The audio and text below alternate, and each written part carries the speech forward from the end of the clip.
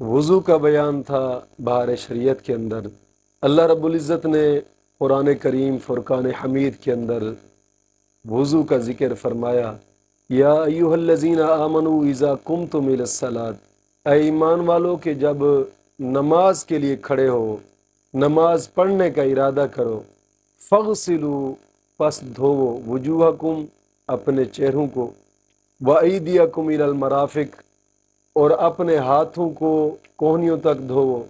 وامسحوا برؤوسکم، اور سر کا مسح کرو، وارجلکم الی الکعبین، پاؤں کو ٹخنوں تک دھوو۔ یہاں قرآن کریم کے اندر وضو کے فرض بیان کیے گئے ہیں اور ترتیب بھی بتائی گئی ہے کہ اس ترتیب سے وضو کرنا ہے۔ یہاں قرآن نے اس ترتیب کا رد کیا ہے کہ جو شیعہ حضرات جو ترتیب اپناتے ہیں، پاؤں سے وضو کرنا شروع کرتے ہیں، اس ترتیب کا قرآن نے رد فرمایا، بلکہ اللہ نے فرمایا کہ جب تم نماز پڑھنے کا ارادہ کرو تو پھر وضو اس طریقے سے کرو، پہلے چہرہ دھوو، پھر بازو، پھر جناب علی سر کا مسح، اور پھر پاؤں ٹخنے تک۔ مطلب کہ یہ ترتیب بھی کچھ علماء کے نزدیک یہ فرض ہے، یہ ترتیب بھی، اور اس ترتیب سے وضو کرنا بھی مسلمانوں پر فرض ہے، یہی ترتیب ہی اپنانی چاہیے۔ اور اس ترتیب، اب وضو کے بارے میں چونکہ سبق شروع ہوگا وضو کے مسائل کا، تو اس میں چند احادیث مبارکہ کا ہونا بھی ضروری ہے، تاکہ احادیث مبارکہ کی برکت سے وضو کے مسائل بھی چند سمجھ آ جاتے ہیں۔ امام بخاری اور امام مسلم دونوں کی متفقن علیہ حدیث ہے۔ حضرت ابو ہریرہ رضی اللہ تعالیٰ عنہ اس حدیث کے راوی ہیں۔ آقا کریم صلی اللہ علیہ وسلم نے ارشاد فرمایا کہ قیامت کے دن میری امت اس حال میں بلائی جائے گی کہ منہ، ہاتھ اور پاؤں آثار وضو سے چمکتے ہوں گے، اور جس سے ہو سکے چمک زیادہ کریں۔ حضور نے فرمایا قیامت کے دن میری امت کے جو چہرہ ہوگا، ہاتھ ہوں گے، چہرہ، پاؤں، یہ چمکتا ہوگا وضو کرنے کی وجہ سے، اور جس سے چاہیے کہ وہ چمک زیادہ کرے۔ اور صحیح مسلم میں ابو ہریرہ سے ایک اور روایت مبارکہ ہے، آقا کریم صلی اللہ علیہ وسلم نے فرمایا کہ صحابہ کرام نے عرض کی، یا رسول اللہ صلی اللہ علیہ وسلم کچھ بتائیں، تو حضور نے فرمایا کیا تمہیں ایسی چیز نہ بتاؤں کہ جس کے سبب اللہ رب العزت گناہوں کو معاف فرما دیتا ہے؟ ایک ایسا نسخہ بتاؤں کہ جس نسخے کے سبب مولا کریم گناہوں کو معاف فرماتا ہے؟ صحابہ کرام عرض کرنے لگے، یا رسول اللہ بتائیں، ایسا نسخہ تو ہونا چاہیے جس سے گناہ معاف ہوتے۔ تو آقا کریم صلی اللہ علیہ وسلم نے فرمایا، جس وقت وضو ناگوار ہو، یعنی جس وقت تمہارا وضو ٹوٹے، تم فوراً وضو کر لیا کرو۔ اور دوسری بات، مسجدوں کی طرف قدموں کی کثرت کرو۔ اور تیسرا، ایک نماز کے بعد دوسری نماز کا انتظار کرو۔ یہ تین چیزیں، ایک جب وضو ٹوٹے تم فوراً وضو کرو، دوسرا مسجدوں کی طرف قدموں کی کثرت کرنا،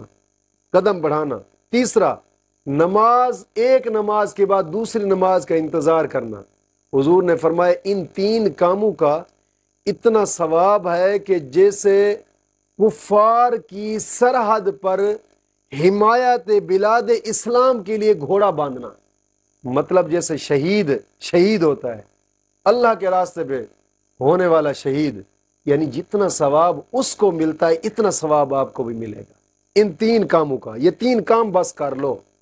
فرمایا کہ یہ تین کام کر لو، یہ تین ایسے کام ہیں کہ اللہ گناہوں کو معاف فرماتا ہے اور درجات بلند کرتا ہے۔ یہ حضور نے بتایا نسخہ۔ اور امام مالک اور نسائی نے ایک روایت نقل فرمائی، آقا کریم صلی اللہ علیہ وسلم نے فرمایا کہ جب مسلمان بندہ جب وضو کرتا ہے تو کلی کرنے سے اس کے منہ کے اندر جو گناہ ہوتے ہیں وہ جھڑ جاتے ہیں، یہاں تک کہ دانتوں کی جڑوں سے بھی گناہ نکل جاتے ہیں۔ اور پھر جب ناک میں پانی ڈالتا ہے تو ناک کے گناہ گر جاتے ہیں، اور پھر جب منہ دھوتا ہے تو منہ کے گناہ بھی گر جاتے ہیں، بازو دھوتا ہے تو بازو کے گناہ جھڑ جاتے ہیں، مسح کرتا ہے تو سر کے گناہ جھڑ جاتے ہیں،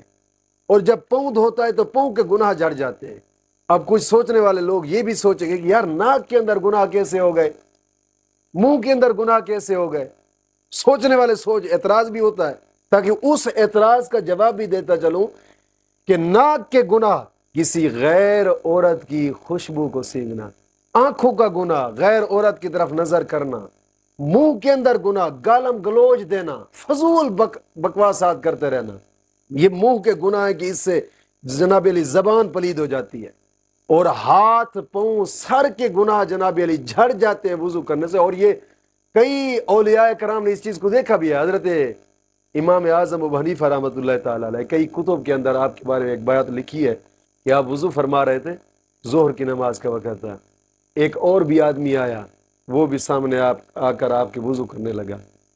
آپ نے جب اس کے وضو کے پانی کی طرف دیکھا تو آپ نے فرمایا، اوے تو فلاں جگہ پہ زنا کر کے آیا ہے، پاک نہیں ہوا۔ یعنی وضو والے پانی کے اندر ہی آپ نے اس کے گناہوں کو دیکھ لیا کہ جو گناہ وہ کر کے آیا تھا۔ یعنی وضو کرنے سے گناہ جھڑ جاتے ہیں، ہاتھوں کے، منہ کے، پاؤں کے، سر کے گناہ جھڑ جاتے ہیں۔ اور ایک اور روایت ہے، حضرت عثمان غنی رضی اللہ تعالیٰ عنہ نے اپنے غلام حمران سے وضو کے لیے پانی منگوایا۔ سردی کی رات تھی، باہر جانا پڑا، اور آپ باہر جانا چاہتے تھے تو حمران کہتے میں پانی لایا۔ انہوں نے منہ ہاتھ دھوئے تو میں نے کہا اللہ آپ کو کفایت کرے، رات تو بہت ٹھنڈی ہے، بہت ٹھنڈی رات ہے۔ تو اس پر فرمایا کہ میں نے آقا کریم صلی اللہ تعالی علیہ وسلم سے سنا ہے، جو بندہ وضو کامل کرتا ہے مولا کریم اس کے تمام گناہوں کو معاف فرما دے۔ اور ایک روایت یوں بھی ہے کہ جو بندہ کامل وضو کرتا ہے مولا کریم اگلے پچھلے ان کے گناہوں کو معاف فرما دے، لیکن رب کی رضا کے لیے وضو ہو، رب کو راضی کرنے کے لیے وضو ہو۔ اور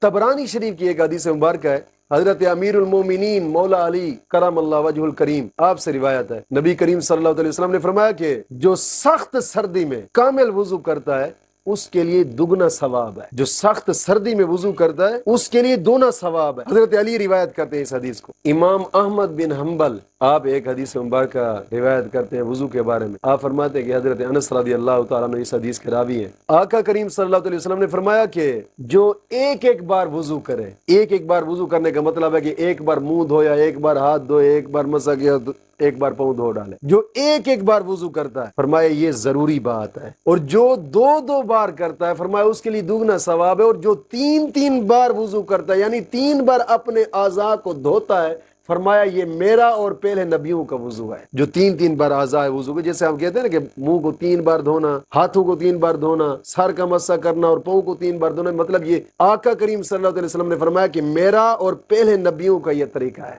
اور ایک اور روایت میں ہے صحیح مسلم میں، حضرت عقبہ بن عامر رضی اللہ تعالیٰ عنہ اس حدیث کے راوی ہیں، آقا کریم صلی اللہ علیہ وسلم نے فرمایا کہ جو مسلمان وضو کرے اور اچھا وضو کرے، وضو کر کے پھر کھڑا ہو جائے، باطن اور ظاہر سے متوجہ ہو کر، یعنی ظاہر بھی متوجہ ہو اس کا اور اندر بھی متوجہ ہو اس کا، جو بات زبان سے نکال رہا ہے وہی دل سے بھی نکل رہی ہو، یعنی ظاہر باطن سے متوجہ ہو کر فرمایا 2 رکعت نماز پڑھتا ہے اس کے لیے جنت واجب ہو جاتی۔ اس نماز کو کہا جاتا ہے صلاۃ الوضو، یعنی جو شخص یہ 2 رکعت نماز نفل پڑھتا ہے وضو کر کے اس پر جنت واجب ہو جاتی۔ اور صحیح مسلم میں حضرت امیر المومنین فاروق اعظم عمر بن خطاب رضی اللہ تعالیٰ عنہ کا حدیث کے راوی ہیں، فرماتے ہیں کہ آقا کریم صلی اللہ علیہ وسلم نے فرمایا کہ تم میں سے جو کوئی وضو کرے اور کامل وضو کرے، مکمل وضو کر کے پھر جناب علی پڑھے کہ اشہد ان لا الہ الا اللہ وحدہ لا شریک لہ واشہد ان محمدا عبدہ ورسولہ، آقا کریم صلی اللہ علیہ وسلم نے فرمایا کہ جو کامل وضو کر کے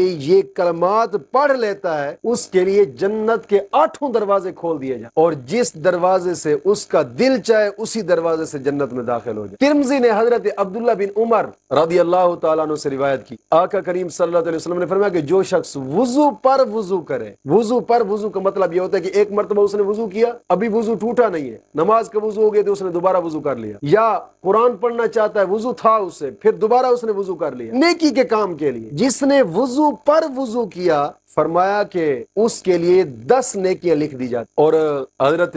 ابن خزیمہ اپنی صحیح ابن خزیمہ کے اندر ایک حدیث روایت کرتے ہیں، حضرت عبداللہ بن بریدہ اپنے والد سے روایت کرتے ہیں، ایک دن نا صبح کے وقت آقا کریم صلی اللہ علیہ وسلم نے حضرت بلال کو بلایا اور فرمایا کہ اے بلال تم کون سا عمل ایسا کرتے ہو؟ میں معراج کی رات جب معراج پہ گیا نا تو جنت میں جا رہا تھا تو جنت میں اپنے قدموں کے آگے آگے تیرے قدموں کی 8 سنتا تھا، تم کون سا ایسا عمل کرتے ہو؟ کہ میں جنت میں گیا تو اپنے قدموں کے آگے تیرے قدموں کی آہٹ کو سنا۔ حضرت بلال عرض کرتے ہیں یا رسول اللہ صلی اللہ علیہ وسلم اور تو کوئی کام نہیں کرتا، فرمایا کہ بس اتنا ہے، میرا جس وقت بھی وضو ٹوٹتا ہے میں فوراً وضو کر لیتا۔ یہ وہ عمل تھا کہ جس کے بارے میں آقا کریم صلی اللہ علیہ وسلم پوچھ رہے تھے، بلال تو کون سا ایسا عمل کرتا ہے کہ میں جنت میں اپنے قدموں کے آگے آگے تیرے قدموں کی آہٹ کو سن رہا تھا؟ حضور جب میرا وضو ٹوٹتا ہے بس وضو کر لیتا ہوں، بس اتنا عمل کرتا ہوں میں۔ اور ترمذی شریف کے اندر اور ابن ماجہ کے اندر سعید بن زید رضی اللہ تعالیٰ عنہ ایک وہ روایت کرتے ہیں وضو کے بارے میں کہ آقا کریم صلی اللہ علیہ وسلم نے فرمایا کہ جس نے بسم اللہ نہ پڑھی اس کا کوئی وضو نہیں ہے، یعنی وضو ایک کامل نہیں ہے۔ یہ نہیں ہے کہ وضو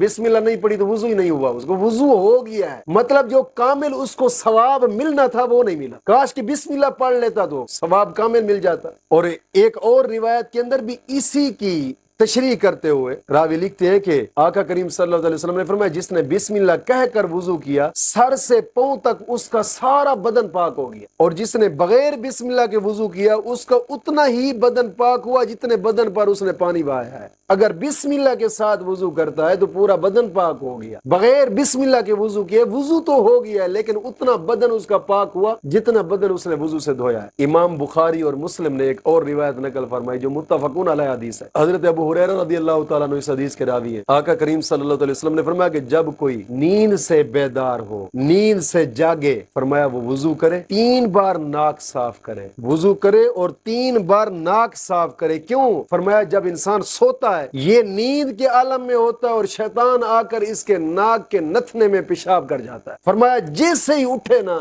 فوراً وضو کرے اور ناک کے اندر 3 بار پانی ڈالے تاکہ ناک بھی پاک ہو۔ اور کئی لوگ تو ایسے بھی ہوتے ہیں کہ صبح صبح اٹھے اور منہ دھویا اور گئے، وہ جیسے ناک میں تھا توبہ وہ ویسا کا ویسا رہ گیا۔ حالانکہ جب نیند سے جاگتا ہے انسان تو وضو کرے تو ناک ہی صاف ہو جائے۔ اور طبرانی کے اندر ایک حدیث مبارکہ ہے، حضرت علی اس حدیث کے راوی ہیں۔ آقا کریم صلی اللہ علیہ وسلم نے فرمایا کہ اگر یہ بات نہ ہوتی کہ میری امت پر شاق گزرتی، مشکل گزرتی، تو فرمایا میں ان کو ہر وضو کے ساتھ مسواک کرنے کا حکم دیتا، یعنی فرض کر دیتا کہ وضو جیسے وضو فرض ہے ایسے ہی مسواک کرنی بھی۔ اور اسی طبرانی شریف کے اندر ایک روایت ہے کہ آقا کریم صلی اللہ علیہ وسلم جب بھی کسی نماز کے لیے بھی تشریف لاتے فرمایا کہ جب تک مسواک نہ فرماتے اس وقت تک نماز کے لیے تشریف نہ لاتے، یعنی وضو کے وقت وضو کے ساتھ مسواک بھی حضور فرماتے۔ اور صحیح مسلم میں حضرت عائشہ صدیقہ رضی اللہ تعالی عنہا سے روایت، آقا کریم صلی اللہ علیہ وسلم نے آپ فرماتے کہ جب حضور باہر سے گھر تشریف لاتے تو سب سے جو پہلا کام ہوتا حضور مسواک فرماتے۔ اور امام احمد ایک روایت لکھتے ہیں جو کہ ابن عمر سے نقل فرمایا کہ آقا کریم صلی اللہ علیہ وسلم نے فرمایا کہ مسواک کا التزام رکھو، یہ سبب ہے منہ کی صفائی کی اور اللہ رب العزت کی رضا کا سبب بنتی ہے مسواک۔ اور ابو نعیم جابر رضی اللہ تعالیٰ نے ایک روایت کرتے ہیں اسی مسواک کے بارے میں، فرمایا کہ 2 رکعتیں جو مسواک کے ساتھ پڑھی جائیں، 2 رکعتیں جو مسواک کے ساتھ پڑھی جائیں وہ 2 رکعتیں افضل ہیں مسواک کی 70 رکعت۔ مسواک کے بغیر جس نے 70 رکعتیں پڑھی ہیں نا مسواک کے بغیر، ان 70 رکعتوں کا اتنا ثواب نہیں ہے جو مسواک کے ساتھ وضو کیا اور وضو کر کے جو 2 رکعتیں پڑھی ان کا اتنا ثواب ہے۔ اور ایک روایت میں آتا ہے کہ جو نماز مسواک کر کے پڑھی جائے اس نماز سے بے مسواک کیے بغیر جو نماز پڑھی ہے، یعنی ایک تو وضو کرتا ہے مسواک کی وضو کیا، ایک ایسے نماز پڑھ لی، اور ایک ہے کہ بغیر مسواک کیے وضو کر کے نماز۔ فرمایا جو بغیر مسواک کیے وضو کر کے نماز پڑھی ہے نا اس نماز سے ایک نماز جو اس نے مسواک کر کے وضو کر کے نماز پڑھی تھی 70 گنا افضل ہے۔ اور مشکات کے اندر بھی ایک حدیث مبارکہ ہے، حضرت اما عائشہ صدیقہ رضی اللہ تعالیٰ عنہ اس حدیث کے راوی ہیں۔ آپ فرماتے ہیں کہ 10 چیزیں یہ فطرت سے ہیں، 10 چیزیں، یعنی ان 10 چیزوں کا حکم ہر شریعت میں تھا۔ حضرت آدم سے لے کر حضرت عیسیٰ تک جتنے بھی انبیاء پیغمبر رسول گزرے ہیں ہر نبی کی شریعت میں ان 10 چیزوں کا حکم تھا، اور ان 10 چیزوں کا حکم ہماری شریعت میں بھی یعنی نبی کریم صلی اللہ علیہ وسلم کی شریعت میں بھی ہے۔ وہ 10 چیزیں کون سی؟ اب یہ نہیں ہے کہ جناب وہ لوگ تو ایسا کرتے، نہیں، یعنی مونچھ مونچھوں کو کتروانا، کینچی مرانا، بالکل اس طرح نہ، بالکل اس طرح سے بھی حضور نے منع فرمایا ہے، اور بڑی بڑی مونچھیں رکھانے سے بھی حضور نے منع فرمایا ہے۔ پست مونچھوں کا حکم دیا ہے کہ مونچھیں کینچی سے کٹوانی چاہیے، چھوٹی چھوٹی کرانی چاہیے، یعنی مونچھوں پر اس طرح مروانا بھی جائز نہیں، اور بالکل بڑی بڑی مونچھیں رکھانی بھی جائز نہیں۔ مونچھیں کٹوانی چاہیے تاکہ کھاتے پیتے اندر نہ ڈوبے، اور مونچھوں کو کتروانا ایک چیز، یہ بھی ہر نبی کی شریعت میں تھا، ہر نبی کی شریعت میں، اور داڑھی بڑھانا یہ بھی ہر نبی کی شریعت میں تھا، اور یہ بھی حقیقت بات ہے، یہ واحد یہ قوم ہے 1,24,000 کم و بیش پیغمبروں میں سے واحد یہ قوم ہے کہ جس نے آ کر داڑھی پر اس طرح مارے ہیں، یہ حقیقت بات ہے۔ کافر جو تھے نا، کافر بھی داڑھی رکھا کرتے، ابو جہل کے دیکھے، ابو لہب کی دیکھے، ہسٹریاں پر فرعون نے بھی داڑھی رکھی، یہ واحد قوم آئی ہے سکولیوں کی جس نے جناب علی داڑھی پر اس طرح مارے، اور یہ اپنے آپ کو خوبصورت کہتی کہ داڑھی ہوگی تو کمال ہے، خوبصورت نہیں لگے گی، حالانکہ داڑھی مرد کی زینت ہوتی ہے۔ اس وقت جو کافر تھے، کافروں کی بھی داڑیاں ہوا کرتی تھی، کافر بھی سمجھتے تھے کہ یار داڑھی مرد کی زینت ہے، اور داڑھی بڑھانا یہ بھی ہر نبی کی شریعت میں تھا، اور مسواک کرنا یہ بھی ہر نبی کی شریعت میں تھا، ناک میں پانی ڈالنا یہ بھی ہر نبی کی شریعت میں تھا، اور ناخن کٹوانا، ترشوانا یہ بھی ہر نبی کی شریعت میں تھا، انگلیوں کی چونٹیں دھونا یہ بھی ہر نبی کی شریعت میں تھا، بغل کے بال دور کرنا یہ بھی ہر نبی کی شریعت میں، اور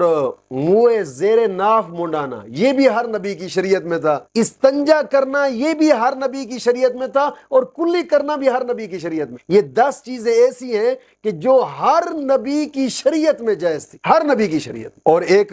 روایت ہے، حضرت علی رضی اللہ تعالیٰ عنہ اس حدیث کے راوی ہیں کہ آقا کریم صلی اللہ علیہ وسلم نے فرمایا کہ بندہ جب مسواک کر لیتا ہے پھر نماز کے لیے کھڑا ہوتا، فرمایا کہ فرشتے اس کے پیچھے کھڑے ہو کر اس کے منہ سے نکلے ہوئے الفاظ سن رہے ہوتے ہیں۔ جو مسواک کر کے وضو کر کے نماز میں کھڑا ہوتا ہے، فرشتے اس کے پیچھے آ کر اس کے منہ سے نکلے ہوئے الفاظ سنتے ہیں، اور پھر اس کے قریب ہو جاتے ہیں، یہاں تک کہ اس کے ہونٹوں کو چوم لیتے ہیں فرشتے، جو مسواک کر کے جناب علی وضو کرتے اور نماز میں کھڑا ہو جاتے۔ تو مشائخ اکرام فرماتے ہیں کہ جو شخص مسواک کا عادی ہو، مرتے وقت اس کو رب تعالیٰ کلمہ طیبہ نصیب فرمائے گا، اور جو نشے کا عادی ہے اس کو کلمہ نصیب نہیں ہوگا۔